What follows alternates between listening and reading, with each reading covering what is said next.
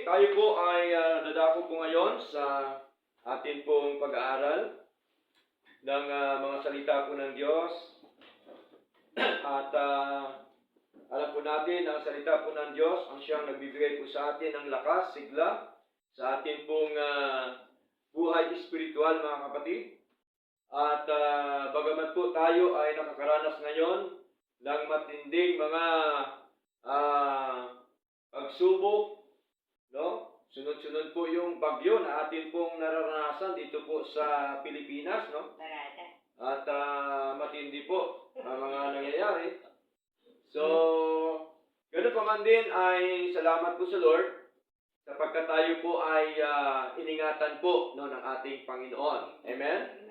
Because God is our protector in the storms of our life. Siya po ang talagang nag-ingat po sa atin, nagpo-protect po sa atin, mga kapatid, sa anumang mga bagyo no, sa ating buhay. Okay? Ngayon po ay dadako tayo ngayon sa atin pong pinakamahalagang paksa no, sa atin pong pag-aaral nito na may kinalaman po sa tinatawag na God's conditions and promises. Okay? God's conditions and promises. So, alam po natin na sa ating po paglilingkod ay napakarami po, no? Napakarami pong pangako ang ating Panginoon. Okay? At hindi lamang po natin yan kailangan na kunin ang mga pangako na yan sapagkat sa likod po ng pangako ng ating Panginoon ay meron po tayong dapat gawin. Ano po yung ating gawin? Yung mga kondisyonis po ng ating Panginoon. Okay? Simple lamang po yan sa ating pong paglilingkod na ito para mas higit natin maintindihan sa ating paglilingkod po sa ating Panginoon para bagang isang kumpanya po yan na ikaw ay magtatrabaho muna bago ka sumweldo. Tama? Tama po? Sino ba kumpanya na sinusweldohan ka wala kang trabaho? Diba? So, wala po. Maliban lamang yung mga scam, hindi po natin ginagawa po yan kasi ayaw po ng ating Panginoon o mga illegal na mga ginagawa. No? At yan po ay atin po na pag-aralan yung nakaraan na yan po ay hindi blessing po ng ating Panginoon. Okay? At, of course, unahin muna natin yung kondisyon ng Panginoon bago tayo pagpalain po ng ating Diyos. Amen po? Kaya lahat tayo ay siyempre naniniwala at inaasam-asam po natin na tayo po ay pagpalain po ng Panginoon. Gusto ba natin pagpalain po ng Diyos? Amen. Amen. Siyempre, sino ba naman tao na ayaw no, na pagpala ng ating Panginoon? Subalit, kailangan po natin yung gawin yung kondisyon ng ating Panginoong Diyos. Ano po ba mga kanyang mga kondisyones? Dito po sa aklat ng 2 Chronicles, dito po tayo mag-aralan po ngayon, mga kapatid. No? 2 Chronicles, at bago ho natin basahin ang 2 Chronicles chapter 7, verse 14, ay ito po yung background na ito ng 2 Chronicles, ay after po ito na nagawa ni Haring Solomon, ang templo, napakalaking templo, na pinagawa ng ating Diyos sa Kanya. At para po mas lalo nating makilala si Haring Solomon, ay si Haring Solomon po ay anak po ni David. No? Anak po siya ni David. Nang asawa naman ni David ay si Bathsheba during the time. Okay? Si Bathsheba. No? At ang tatay ni David, si Jesse. No? Ang lolo naman dito ni Solomon. O, para meron lang tayong kunting background. No? Sa buhay po ni Haring Solomon.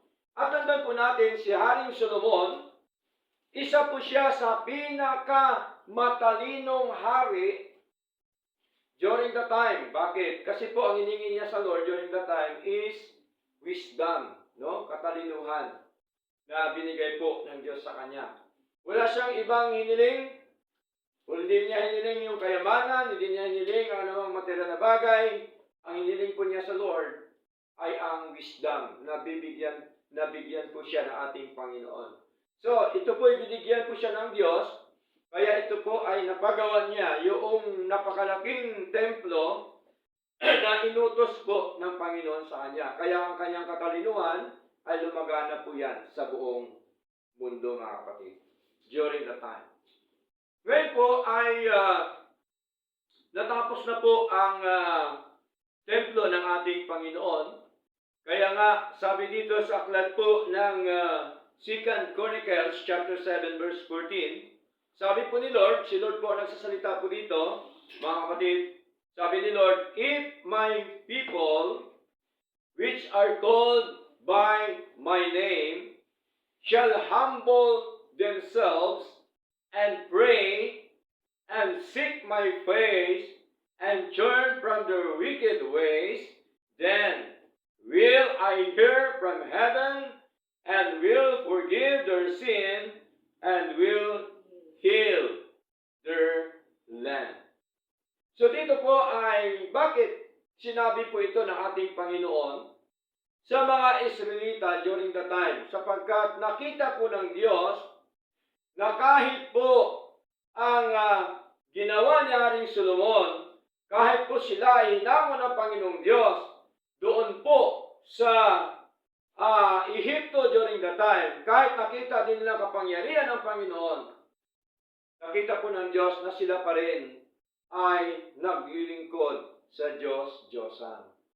So ayaw po ni Lord yan. Kaya nga, di po ba, na binasa natin kanina dito, ay talaga hong nagagalit po si Lord, no? Sa verse 22, sapagkat ay sumasamba pa rin sila sa kanilang Diyos-Diyosan during the time. Okay? Kaya ang sabi ko dito ay sa verse 14, ito po'y naka-address. Kanino po naka-address? Sabi ni Lord, if my people. Okay, naka-address po sa kanyang mga tao. Sino ang mga tao niya during the time? Mga Israelita. Sa panahon natin ngayon, tayo na mga mananampalataya ng ating Panginoon. Tayo na mga anak ng Diyos. We are the people of God. Pag sabi tayo ay mga tao ng Diyos, ibig sabihin, tayo po ay mga mananampalataya, tayo po ay mga anak ng Diyos, tayo po ay iniligtas ng Diyos, tayo po ay mga servants ng ating Panginoon, tayo po ay mga followers ng ating Panginoon Kristo. Yan po ang tinatawag ni Lord na if my people o aking mga tao. No? Bakit? Sapagkat ang sabi po dito sa aklat po ng Matthew chapter 1, okay, verse 21, na kung saan po ay ipinanganak ang ating Panginoon Kristo ng kanyang inang si Maria, mga kapatid. At tandaan po natin, si Maria po ay hindi Diyos. Amen? Si Maria po ay hindi Diyos. Okay? Si Kristo ang Diyos, hindi Diyos si Maria. Okay? Sabi po dito sa verse 21, Matthew chapter 1, verse 21, and she shall bring forth a son. Who's that she? Ito pong si Maria. No? And she shall bring forth a son. Sabi po ng anghel ng ating Panginoon.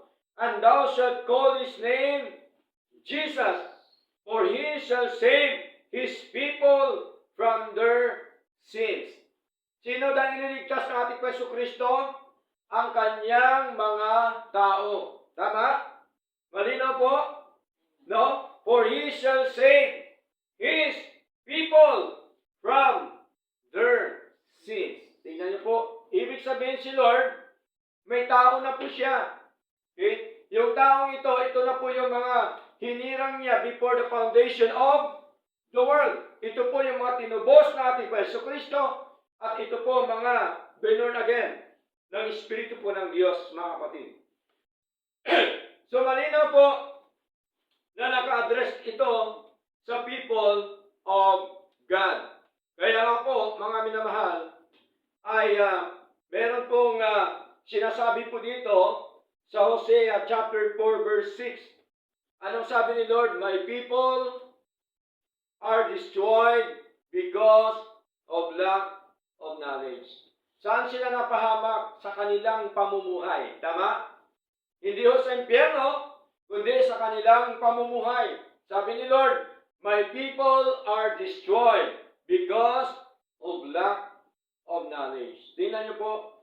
Kaya ang isang tao ng Diyos, mga kapatid, tandaan po natin, talagang mapapahamak siya dito po sa lupa kung wala siyang alam tungkol sa Panginoon. Amen po?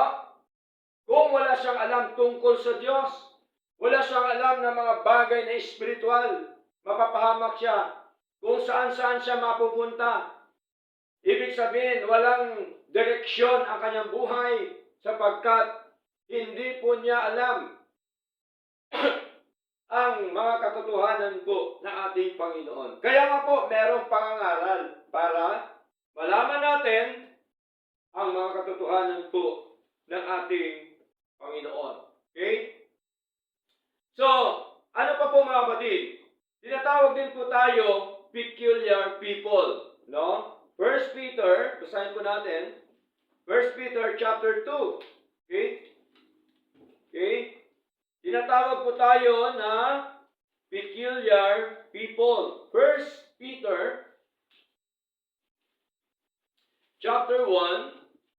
1 Peter chapter 2, verse 9 mga kapatid. Sabi po dito, okay, but ye are a chosen generation, a royal priesthood, and holy nation, a peculiar people, no?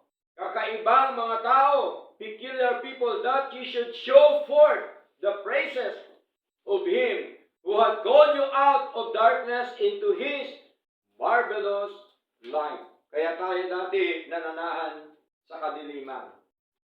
Tama po? Ano ibig sabihin ng kadiliman? Nananahan tayo sa kasalanan, nananahan tayo sa mga maling ginagawa, nananahan tayo sa mga pamumuhay na hindi kaya-aya sa harapan ng ating Panginoon. Pero tingnan niyo po kung anong ginawa po ng Diyos. Malinaw po, nagsabi po ng Panginoon ay that ye should show forth the praises of Him who hath called you. No? Na kung saan siya po ang tumawag sa atin. Tingnan niyo po, out of darkness. Okay? Tinawag tayo para ilabas, no? Hanguin, ilabas sa kadiliman into His marvelous light. Pag sabing marvelous, kamangang-manghang kaliwanagan ng ating Panginoon. So, ang Diyos ang nagbabago ng buhay ng tao. Amen? Hindi po kaya ng tao na baguhin niya ang kanyang sarili. No? Kasi ang tao, marupok. Tama po? Marupok ko ba ang tao? Marupok tayo, mga kapatid. Aminin po natin yan. Marupok po tayo. Madali tayong matempt.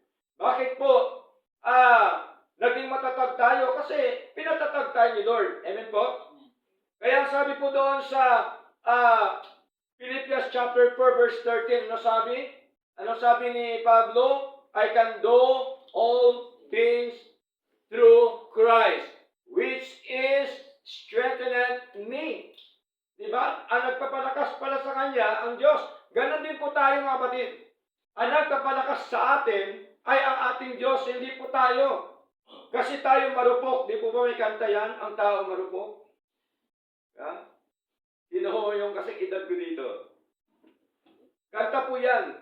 Kasi totoo po na ang tao ay marupok, ang Diyos ay ang malakas. Tama? Okay? Kaya kailangan natin yung ating Diyos. Kaya nga po ay tinawag po tayo na people of God sapagkat tayo po ay ibinukod ng ating Panginoon.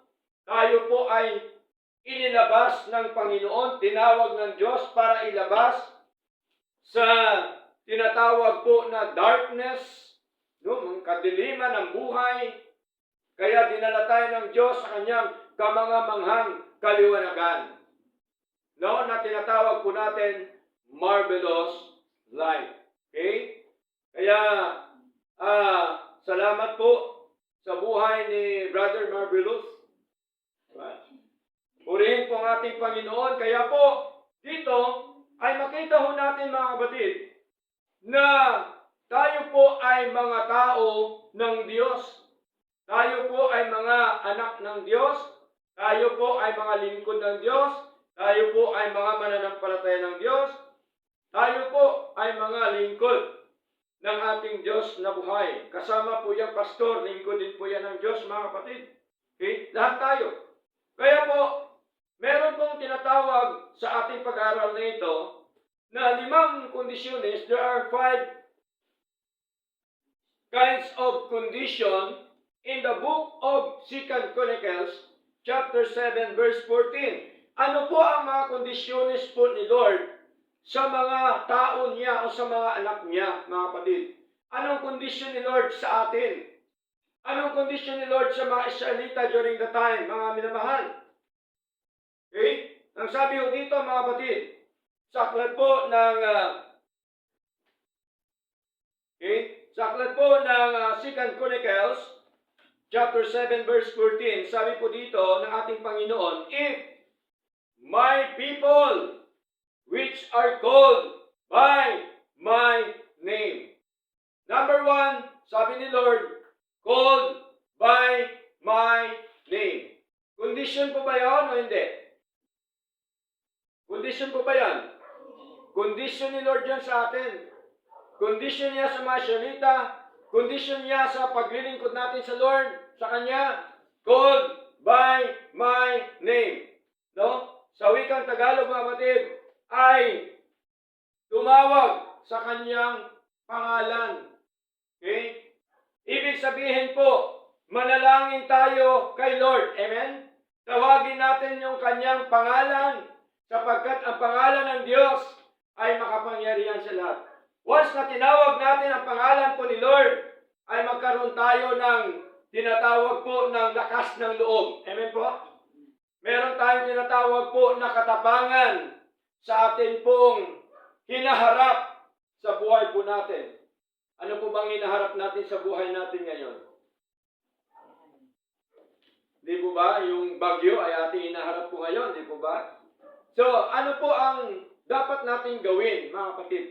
Para hindi tayo matakot sa anumang hamon sa buhay po natin. Anong gawin natin? Tumawag sa Panginoon. Amen po? Tumawag sa pangalan ng Panginoon. Manalangin sa Lord. Sapagkat tandaan po natin, God is our protector. Tama po?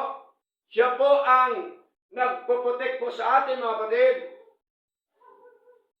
In the storms of our life.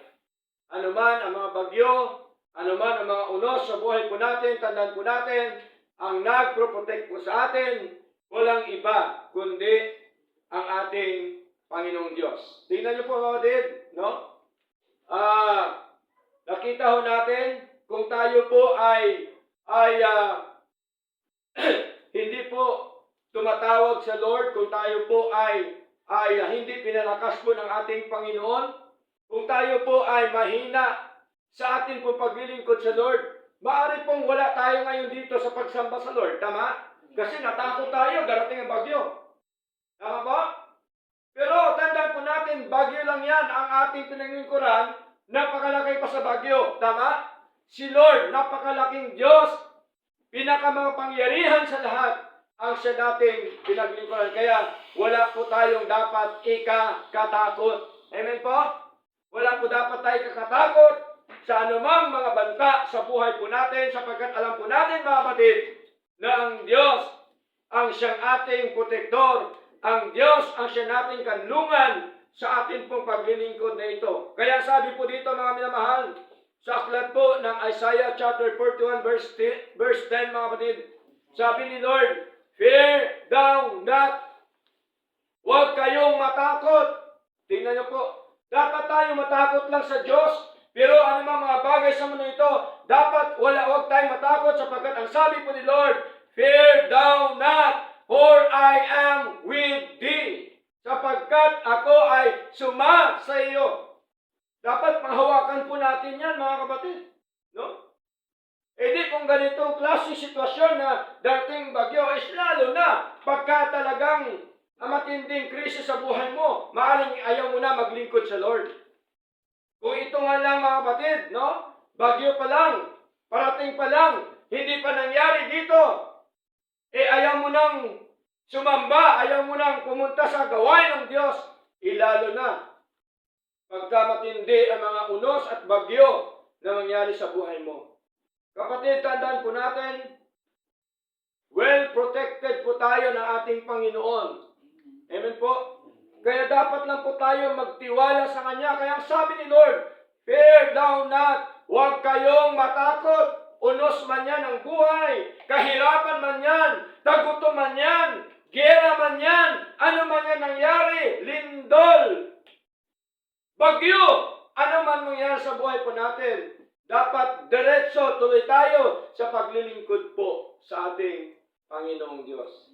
Kapag katandaan po natin mga kapatid, walang anumang mga bagay na nakakahadlang sa paglilingkod po sa ating Panginoon. Amen po? Kaya sabi dito, fear thou not, for I am with thee. Be not dismayed. No? Tingnan niyo po, huwag kang manglulupaypay. Be not dismayed, for I am thy God. I will strengthen thee. Yeah, I will help thee. Tingnan niyo po, palalakasin kita. Tutulungan kita, sabi ni Lord. Kaya po, ang tumutulong po sa atin, si Lord, mga kapatid. Amen po? Napakaganda pagka lagi nating paniwalaan yung ating Diyos na ang tumutulong po sa atin kung bakit tayo ay naging ganito ngayon, ang Diyos. Wala nang iba po, mga kapatid. Wala na, hindi yung sarili mo. Amen? Hindi yung sarili natin, mga kapatid, kundi ang Diyos. Kaya nga po dapat lagi prioridad ang Diyos sa buhay po natin. Hindi lamang po tayo palakasin ni Lord. Hindi lamang po tayo tulungan ng Panginoon. Ang sabi pa po dito, yeah, I will uphold thee with thy right hand of my righteousness. Huwag kang matakot sapagkat ako'y suma sa iyo. Huwag kang manglupaypay, sapagkat ako iyong Diyos. Aking palakasin ka. Oo, aking tutulungan ka. Oo, aking alalayan ka ng kanang kamay ng aking katuwiran. Tingnan niyo po. Yun po ang pangako ng Diyos. Dapat matakot lang po tayo sa Diyos. Huwag tayo matakot sa anumang mga bagay na nangyayari po dito, mga kapatid. Kasi, whether you like it or not, tayo po ay aalis po sa mundong ito. Tama po? Whether like it or not, tayo po'y mawala po dito. Kaya wag nating katakutan yung mga bagay na yan, mga minamahal. Okay? Sapagkat tayo po ay proteksyonan ng ating Panginoon. God's promise of protection. Ito po nakita ho natin, mga kapatid, na tayo po ay pinoproteksyonan ng Panginoon. Kaya sabi niya dito, number 1 ng kanyang kondisyon, sabi niya, called by my name. Kaya tingnan niyo po, basahin po natin ang Jeremiah chapter 33. No? Ano hong sabi ni Jeremiah, mga kapatid? Na lingkod ng ating Panginoon. Napakaganda ng sinabi po ni Jeremiah. Ang sabi po ni Jeremiah, mga kapatid, sa Jeremiah chapter 33 verse 3, sabi dito, call unto me, and I will answer thee, and show the great and mighty things which thou knowest not. So malinaw po, tumawag kayo sa akin, at ako'y sasagot sa inyo. Tingnan niyo po, sino daw sasagot? Si Lord. Okay? Hindi yung sasagot ay yung mga mahal natin sa buhay o sino man. Ang sasagot po si Lord, mga kapatid. At ang sabi dito, and show thee, ipapakita ko sa inyo ang mga dakila at kapangyarihang mga bagay. Tingnan niyo po, mga kapatid. Okay? Malinaw po, and show thee great and mighty things which thou knowest not. Ipapakita po ni Lord ang mga bagay na hindi pa natin nakikita. Okay? So dapat paniwalaan po natin yung ating Diyos. Kaya lagi tayo tumawag kay Lord sa pagitan po ng ating pananalangin. Okay? Kasi during the time, Old Testament, talagahong nagsasalita si Lord na hindi ho nila nakikita. Okay? Nagsasalita si Lord. Okay? Ngayong panahon natin ngayon, okay? ay magsalita sa atin. Siyempre sa kanyang mga salita. Tama po? Siya pong nagsasabi yung dito eh. Okay? Tayo naman na nanalangin sa kanya, tumatawag tayo sa kanya, sa pamagitan po ng ating pananalangin, mga kapatid. Kaya malinaw po, mga minamahal, na kailangan natin tumawag sa ating Panginoon sa pamamagitan po ng ating panalangin. So that is number 1 na kondisyon ng ating Panginoon. Number 2, humble themselves. Okay? Malinaw po, if my people which are called by my name shall humble themselves. Tingnan niyo po, kailangan natin na magpakumbaba ang ating mga sarili sa harapan ng ating Panginoon. Tandaan po natin, ang nagpapakumbaba, anong gagawin ni Lord? Sa taong mapagpakumbaba, tinataas po yan ni Lord. Pero yung taong nagpakataas sa kanyang sarili, di ba? Na minsan po ay pinagpala ni Lord and then nagpakataas na ng kanyang sarili. Tandaan po natin anong gagawin ng Diyos sa kanya pag itinataas niya ang sarili niya. Ibabagsak siya. Ibababa siya ng Panginoon. Basahin po natin mga kapatid. Aklat po ng James, no?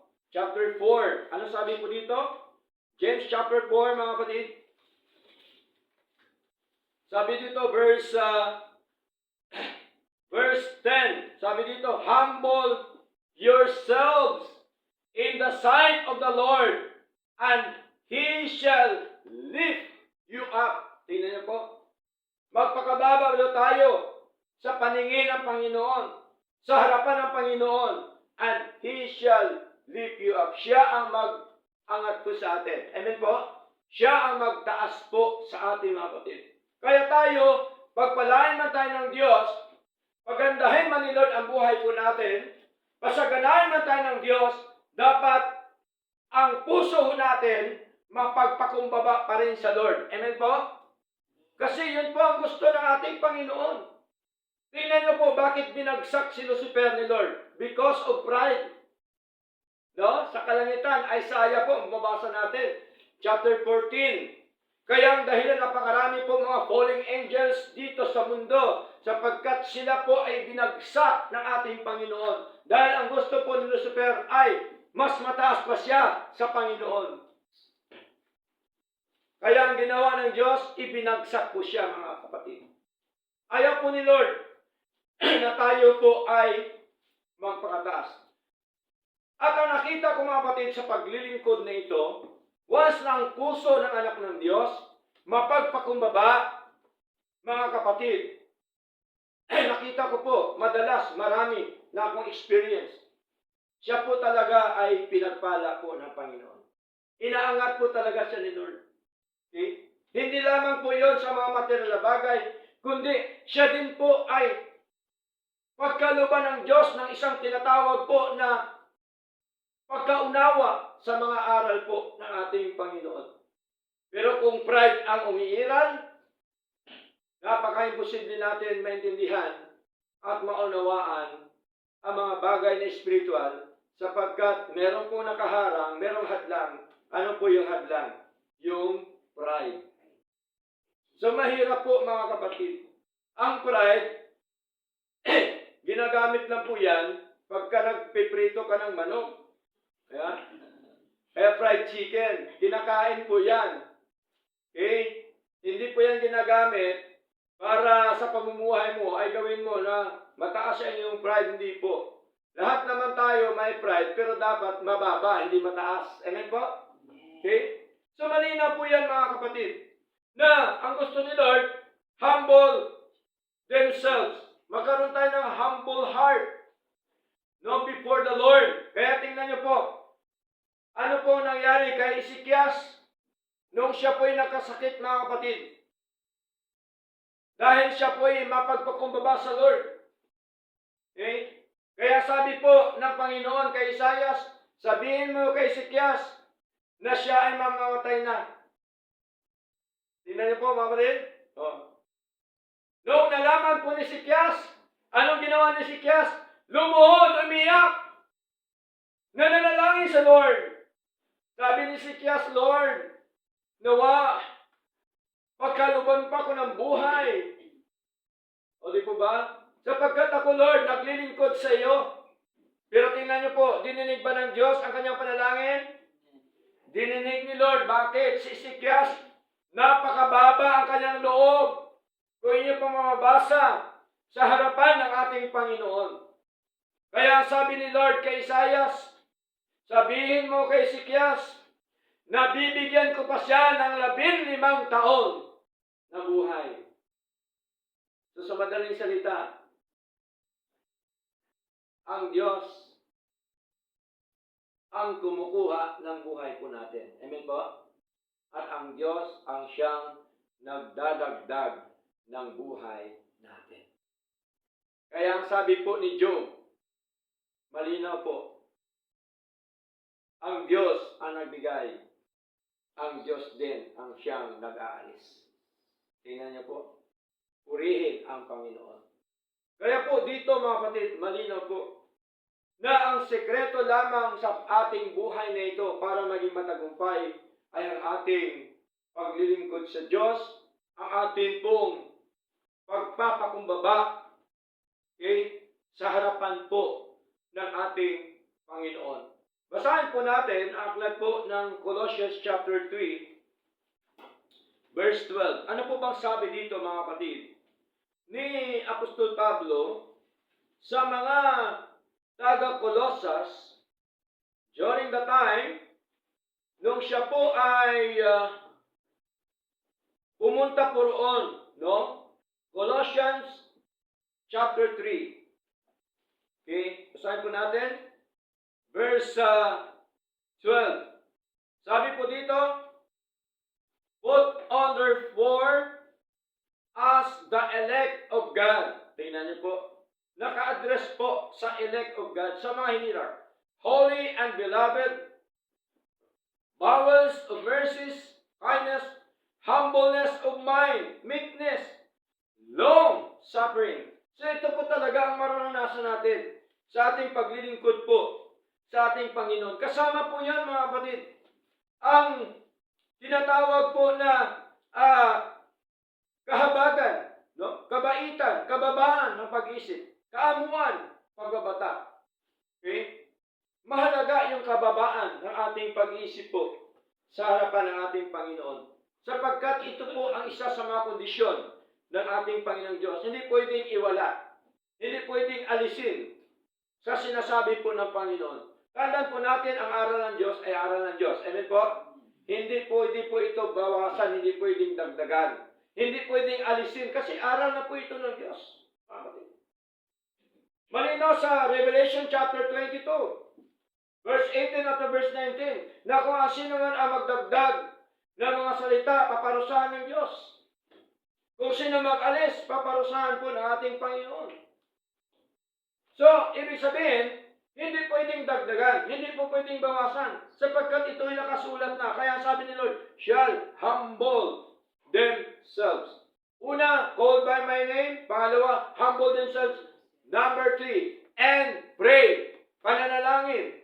Tanong, mga kapatid, nananalangin ba tayo araw-araw sa Lord? Amen. Dapat tayo mananalangin. Bakit? Kasi darating ang bagyo. Darating ang mga unos sa buhay po natin. Darating ang mga bagay-bagay na kung saan hindi natin ini-expect mga kapatid sa buhay po natin. Kaya po, kailangan po tayo manalangin sa ating Panginoon araw-araw. Ang panalangin po, hindi lamang po yung gusto mo lang. Okay? Kasi ang tao, pagka gusto lang ng tao, manalangin lang siya sa loob ng isang buwan. Loob ng isang linggo. Okay? Ang gusto lang niya, ay, hindi mo na ako manalangin ngayon. Okay? Kasi wala naman bagyong darating eh. Di ba? Hindi mo na akong mag-pray ngayon sa Lord. Sa next week na lang. Di ba? Hindi po. Ang utos ng Diyos, utos ng Diyos. Amen? Kung anong sinasabi ni Lord, dapat sundin natin. Sino po bang dapat masunod? Tayo ang Diyos. Ang Diyos ang masunod. Kaya sabi ni Lord, 1 Thessalonians chapter 5 verse 17, ano sabi? Pray without ceasing. Manalangin na walang patid. Ibig sabihin, araw-araw, dapat tayo manalangin po sa ating Panginoon. Sa pamamagitan po ng ating pananalangin, sino ho ang nangungusap po sa Lord? Di ba tayo? Tama po? Sino po ba ang nag-i-express sa buhay niya? Di ba tayo? Sino ho yung kausap mo? Di ba si Lord? Tama po? Sa pagbabasa naman ng salita ng Diyos, sino nangungusap sa puso natin? Ang Diyos. Bakit? Salita niya to eh. Kaya nga niya to piniserve para sa atin. Salita niya po ito. Kaya kung ikaw nangungusap sa Diyos sa pagitan ng pananalangin, kapag ka ikaw nagbabasa ng salita ng Diyos, ang Diyos ang nangungusap sa puso natin. Ang tanong, meron po bang magandang komunikasyon? Meron. Subukan niyo po sa buong pamilya, walang usap-usap. Di ba? Di ba? Hindi maganda? Tama po? Hindi maganda ang komunikasyon. Pero kung nag-usap-usap, nag-fellowship, nagkape-fellowship, maganda ang relasyon. Tama po? Totoo po yun. Ganon din po sa Lord. Kapatid, kung maganda ang relasyon po natin sa Diyos, hindi po niya kayang kaligtaan na basahin at manalangin sa Diyos. Tama? Kaya ang gusto ni Lord, mag-pray tayo, manalangin tayo. Sapagkat sa totoo lamang po mga kapatid, tayo naman kasi talaga ang may kailangan. Amen? Si Lord po, wala na po yung kailangan. Kanya na po lahat. Tama? Sino may kailangan? Tayo. Eh kung tayo may kailangan, di tayo lumapit sa Diyos. Tama? Hindi ang Diyos ang lalapit sa atin, tayo lumapit sa Diyos. Diba? Maling katwiran na, si Lord na, ayaw mo si Lord na pupunta sa akin dito. Mali po. Tayo ang lumapit sa Diyos. Ang mga kaisipan ng ganon, makataas sa Lord. Tama? Ma-pride. Tandaan po natin, ang pride, binabagsak po yan ni Lord. At ang mapagpakumbaba, itinataas po ng ating Panginoon. Si Lord po ang siya nagtataas, hindi ho ang pastor. Hindi ho sarili mo ang nagtataas sa buhay mo. Okay? Lahat po yan gawa ng Diyos para sa iyo. Kaya ipagpasalamat po natin sa Lord. Okay? Kung naging ganito ang buhay po natin, kung tayo po ay naging matagumpay sa mga bagay na gusto natin makuha, pasalamatan natin si Lord. Kasi ang gumawa po niyan si Lord. At saka ikaw, siyempre, gumagawa ka rin. Pero, prioridad, pero dapat si Lord ang palagi mong acknowledge sa buhay mo, i-recognize mo sa buhay mo na siya po talaga ang pinaka-main na gumawa ng mga bagay na nais mo matupad. Tama po? Si Lord po, mga kapatid. Karamihan po ngayon, maraming tao ngayon, maraming mananampalataya. Wala nang papel si Lord sa buhay nila. Tama po? Lalo na mga umasensyo na, wala na. Sino na ang mga pinapasalamatan? Salamat po kay Mayor. Salamat po kay Presidente. Aba, inuna po si Presidente. Sino ba si Presidente sa Lord? Kaysa Lord. Diba? Dapat masigit prioridad si Lord. Dapat lagi pagpasalamat. Una sa lahat, salamat po sa Panginoon. Dahil narating ko po ang buhay na ito. Diba? Napakaganda. Tama po? Lagi mo siyang inuuna. Siya po ang prioridad dapat sa buhay po natin. Okay? Kaya lagi ko po sinasabi yung Matthew chapter 6 verse 33. Ano sabi doon? Seek ye first the kingdom of God. Ibig sabihin, prioridad yung Diyos sa buhay po natin. Mga minamahal. Okay? So malinaw po yun, mga kapatid. And pray, manalangin tayo sa Lord. Pray without ceasing. Number 4, dito po sa verse 14, if my people which are called by my name shall humble themselves and pray and seek my face. Hanapin ang aking mukha mukha ito ng literal ba? Mukha ng tao? Hindi. Pag sabi po, seek my face, hanapin ang kanyang katwiran, ang kanyang kalooban. Mga kapatid, sa atin pong mga buhay, kaya nga po, tayo po kasama ng ating paghahanap ng katwiran ng Diyos, yung ating pag-aaral ng salita po ng Diyos. Amen po? Ang atin pong pakikinig ng salita ng Diyos, ang atin pong pagninilay ng mga salita ng Diyos, kasama po yan, hinahanap natin ang katwiran ng ating Panginoon Diyos ng buhay. Hinahanap natin ang kalooban ng ating Panginoon. Matthew chapter 6 verse 23, seek ye first the kingdom of God and His righteousness. Ang pangako ni Lord, and all these things shall be added unto you. So malinaw mga kapatid, na prioridad po ang Diyos sa buhay po natin. Okay? Di bali nang hindi muna natin gawin ang mga bagay na dapat natin gawin. Basta, ang malaga, unahin po natin ang Diyos. Amen po? Kasi ang lahat ng mga bagay na yan magagawa naman yan sa ibang araw. Tama? Sa ibang oras. Diba? Mga kapatid. So, malinaw po yan. Seek my face or seek His will. Okay? Basahin po natin, Matthew chapter 7. Mga kapatid. Matthew chapter 7, verse 7 up to verse 8. Sabi po dito, mga kapatid, ask, and it shall be given you. Seek, and ye shall find.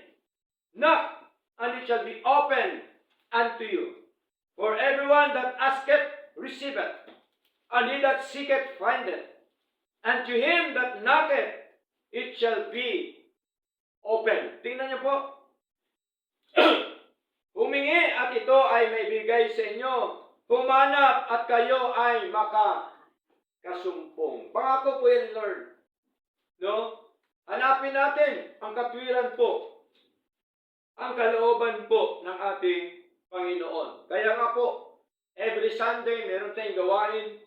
Kasi po, lagi nating hinahanap ang kalooban ng Diyos. Lagi nating hinahanap ang katwiran po ng ating Panginoon. Next, ano pa po? Number 4, seek my face. Sunod, and turn from their wicked ways. Malinaw po. Turn from their wicked ways. Tumalikod mula sa kanilang mga ginagawang mali sa harapan ng ating Panginoon. Kasi during that time, mali yung ginawa nila. Sila po'y naniniwala patuloy na sumasamba sa Diyos-Diyosan during the time. Ayaw po ni Lord. Ganon din po sa atin. Ayaw ni Lord na may iba tayong sambahin. Amen? Ayaw ni Lord na sambahin natin ang pera. Tama? Ayaw ni Lord na sambahin natin ang mga bagay sa mundo. Ayaw ni Lord na sambahin natin mga ginagawa natin na hindi kaaya-aya sa Panginoon. Diyos-Diyosan din po yan sa buhay po natin. Ayaw ni Lord na siya ay hindi unahin sa buhay natin. Unahin natin si Lord, mga kapatid. Yun po ang ating duty. Na unahin po ang ating Panginoon. Kaya ang sabi ho dito, mga kapatid, sa Ecclesiastes, ano po bang duty natin sa Lord? Ito po ang duty natin sa Lord. Okay? Ecclesiastes chapter 12 verse 13. Sabi ho dito, let us hear the conclusion of the whole matter. Fear God and keep His commandments, for this is the whole duty of man. What is the whole duty of man? Fear God and keep His commandment. Matakot sa Diyos at sundin, gawin ang kanyang mga kautusan. So malinaw po, that is the whole duty of the man of God, mga kapatid. So, ano pa po mga minamahal? Okay? Sabi nito, turn from their wicked ways. Tumalikod tayo sa mga mali natin, sa mga kasamaang mga ginagawa sa harapan ng ating Panginoon. Binibigay po ito ng warning sa atin ni Lord, tagubinin ni Lord, sapagkat tayo bilang tao ay mahina. Amen po? Kaya kailangan po ng paala-ala ni Lord. Okay? So, basahin po natin, mga kapatid, Acts chapter 8. No? Acts chapter 8. O gawa. No, sa Tagalog. Acts chapter 8, verse 22. Sabi po dito, repent therefore of this thy wickedness, and pray God, if perhaps the thought of thine heart may be forgiven thee. Sa makatuwid ay magsisi sa kasamaan mong ito, at manalangin sa Diyos, baka sakaling ang pag-iisip ng iyong puso ay mapatawad sa iyo. So napangahalaga yung ating pagbalik loob sa Lord, pagsisisi natin sa ating Panginoon.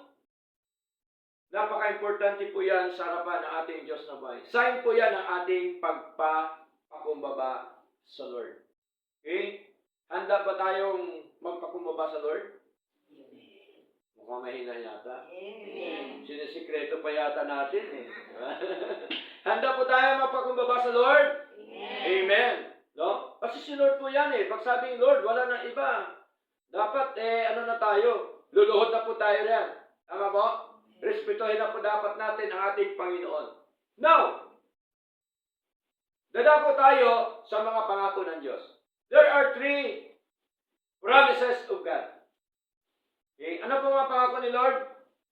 Sa 2 Chronicles chapter 7 verse 14, no? Pagkatapos nating tumawag sa Panginoon, sumitan nating panalangin, pagkatapos na tayo nagpakumbaba, nananalangin sa Kanya, at tinanap natin Kanyang katwiran, kalooban, pagkatapos natin na tumalikod mula sa mga masamang mga ginagawa, ito po ang pangako po ni Lord, mga kapatid.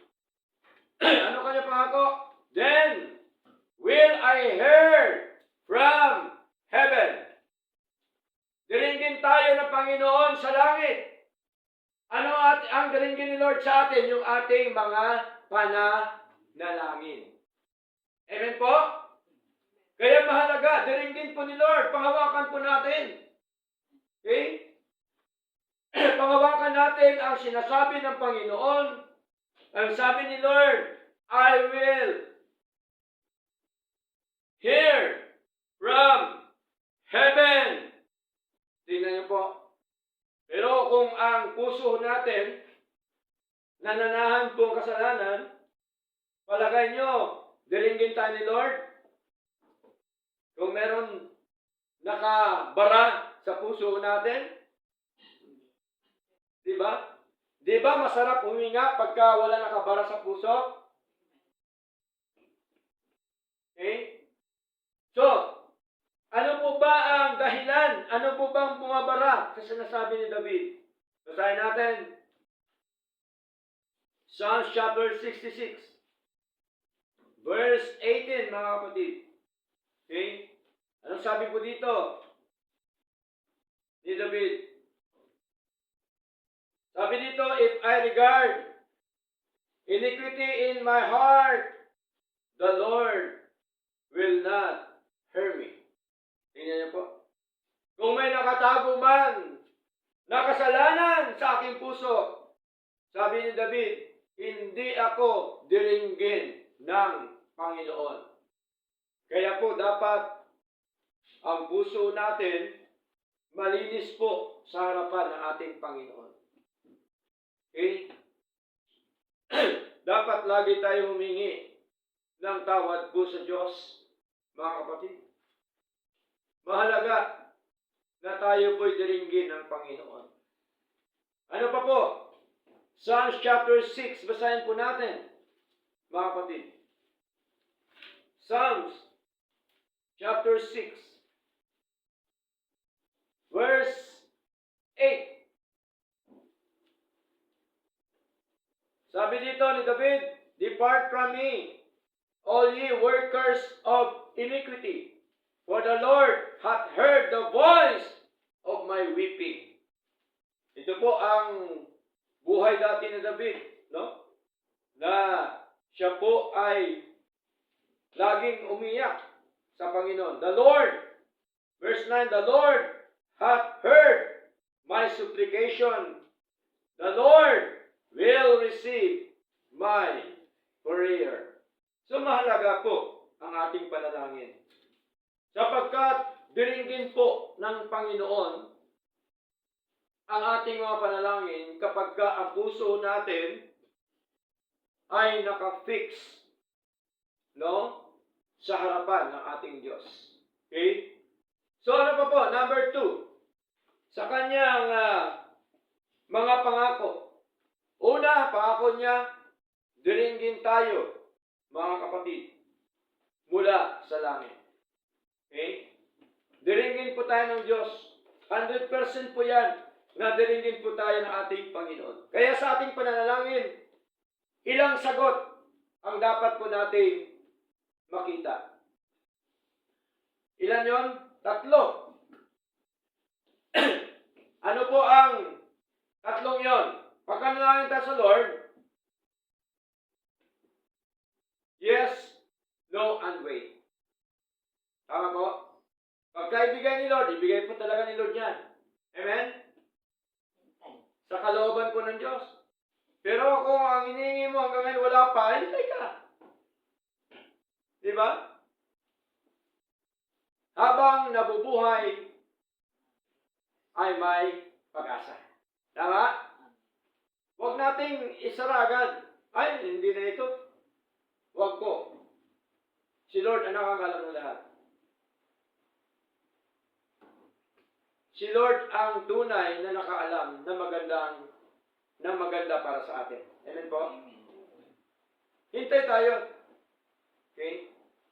Pero, pagka ikaw ay yung gusto mo ay hindi mangyari, hindi po talaga ibigay ni Lord.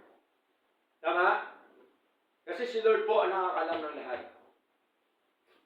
At siya na kapatid, kung yun po ba ay maganda para sa iyo o hindi maganda para sa iyo. Okay? Will I hear from heaven? Number 2. Sabi dito, then will I hear from heaven? Number 1, number 2, and will forgive their sin. No? Patatawarin po tayo ni Lord, mga kapatid. Okay? 1 John chapter 1, basahin po natin. 1 John chapter 1 verse 9. Dapat panghawakan po natin ito kasi ito ang sinabi po ng ating Panginoon. Okay?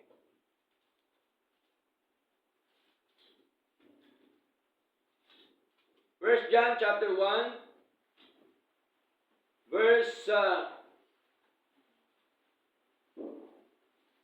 9. If we confess our sins, He is faithful and just to forgive us our sins and to cleanse us from all unrighteousness. Kung ipapahayag natin ang ating mga kasalanan, ay matapat at matuwid siya upang patawarin tayo. Tapat po ba si Lord? Tapat po si Lord sa ating mga kasalanan at upang linisin tayo mula sa lahat ng di pagkamatuwid. Ang naglilinis po sa atin si Lord. Amen? Ang kailangan lamang natin bilang lingkod ng Diyos, malinaw po na tayo po ay ipahayag natin ang ating mga kasalanan sa harapan ng ating Panginoon. Hindi po dapat ipahayag kasalanan natin sa tao. Tama po? O sa pare. O sino man. Yun din, nagkasala din po yun. Tama? Diba? Yung pinanggalingan natin dating reliyon, saan tayo nung umpisal? Oh. Punta ka sa, may ano doon, nakalagay na ano, doon ka luluhod. Sa tao ka nung umpisal, hindi sa Diyos. Dapat sa Lord. Tama? Bakit sa Lord? Kasi si Lord banal. Amen po? Holy, hindi siya nagkakasala. Okay? Sapagkat lahat tayo, lahat ng mga tao sa buong mundo, tayo po ay nakasala dahil sa ating minanang kasalanan kay Adan at kay Eva. Na ang original sin, na bagamat po tayo ay tinubos ng ating Panginoong Kristo, subalit, nagkakasala pa rin tayo dahil sa laman. Tama? Because of our flesh. Okay? Kasi ang tinubos naman sa atin, yung kaluluwa, hindi ang katawan. Amen po?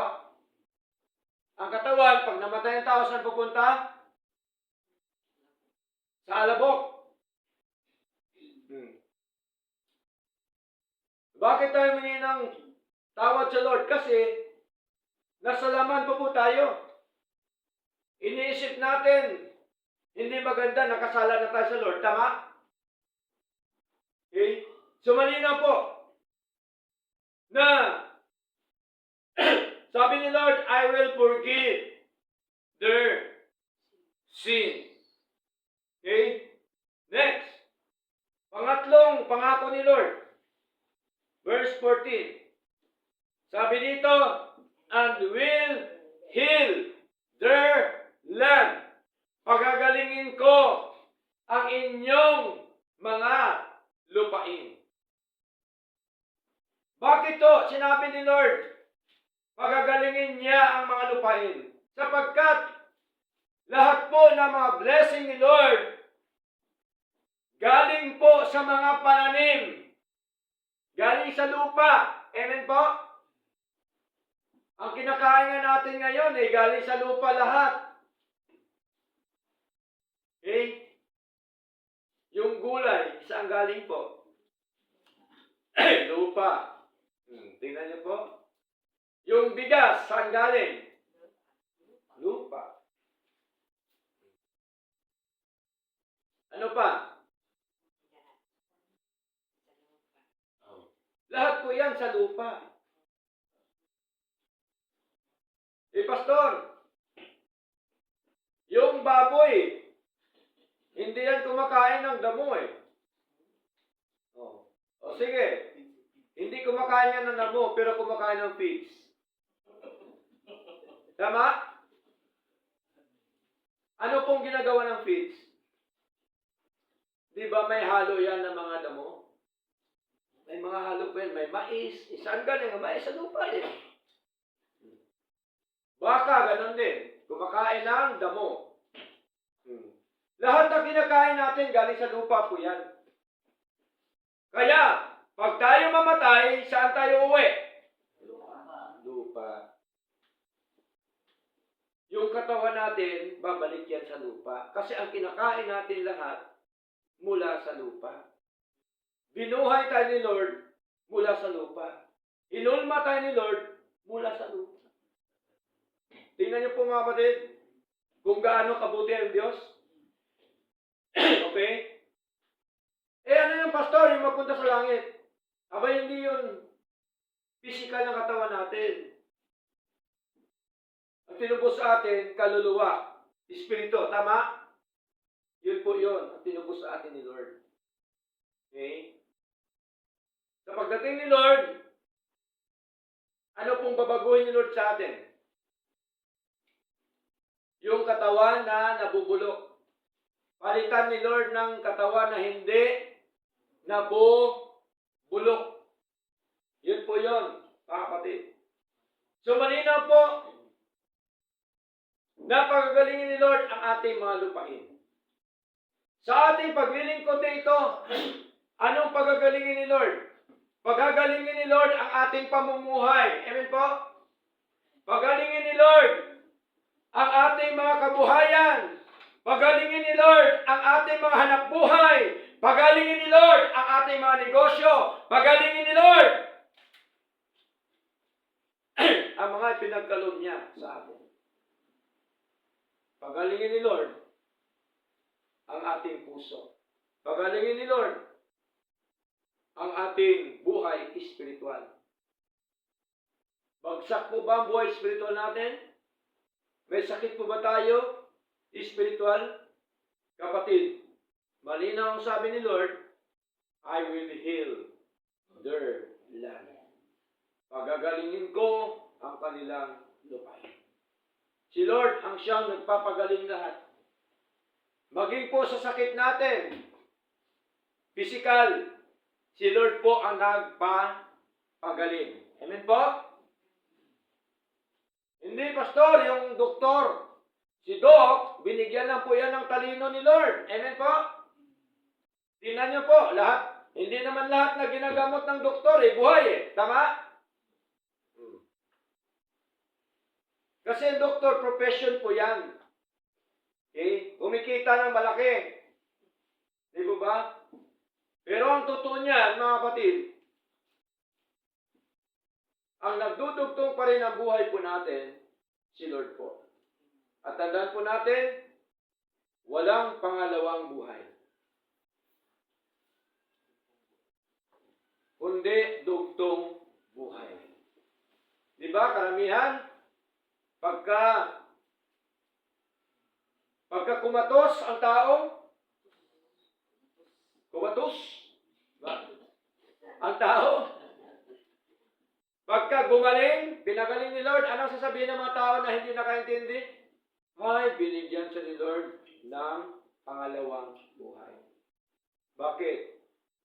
Una ba namatay? Hindi naman Diba?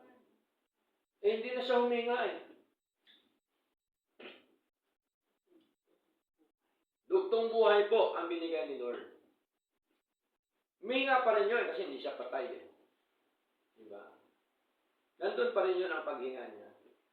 Kasi talaga pagpatay ng tao, wala na po talaga yun. Hininga. Okay? Kaya yung mga taong na aksidente na matindi ang pinsala sa katawan, nakaratay, tapos gumaling, pinagaling ni Lord sa pagitan po ng mga doktor o gamot, ginamit ni Lord.